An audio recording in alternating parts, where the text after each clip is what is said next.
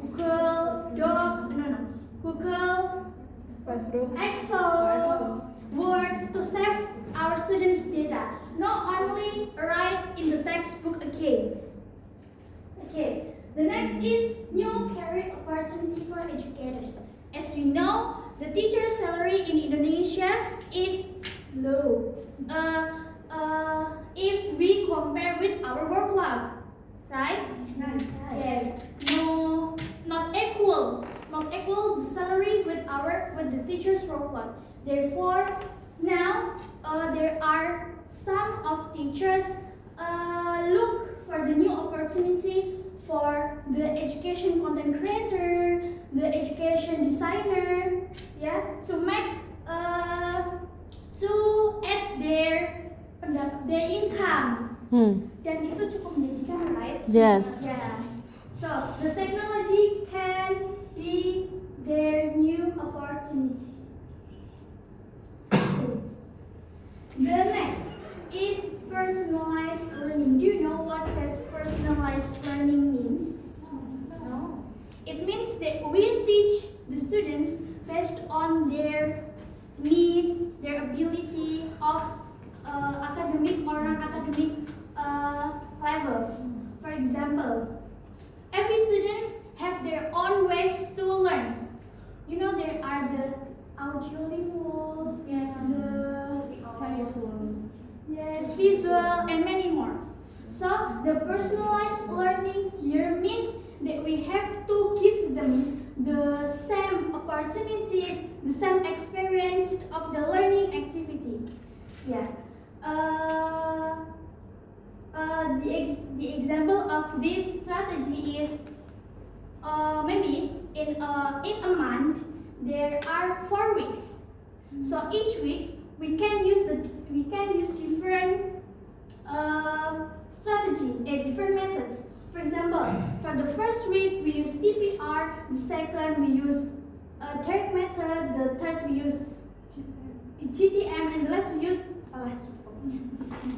So each students can experience the learning activity based on their own preference. So the other example is about the assessment. We know each students have their own academic levels. So we cannot give them the same assessment for all the students in a classroom. So what solution to solve this problem?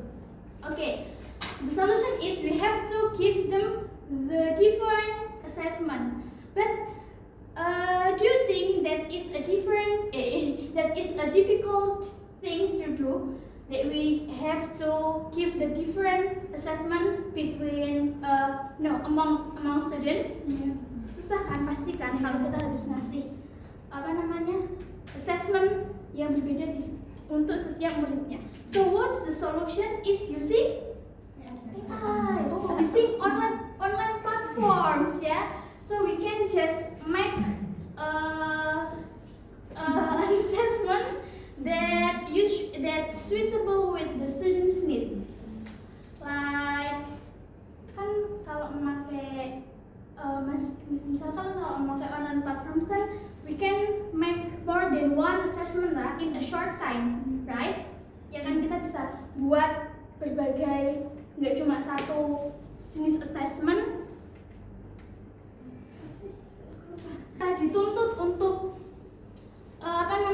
menggunakan personalized learning based on the teachers academic level, tapi kita juga punya teknologi yang bisa membantu kita gitu untuk melakukan hal-hal tersebut.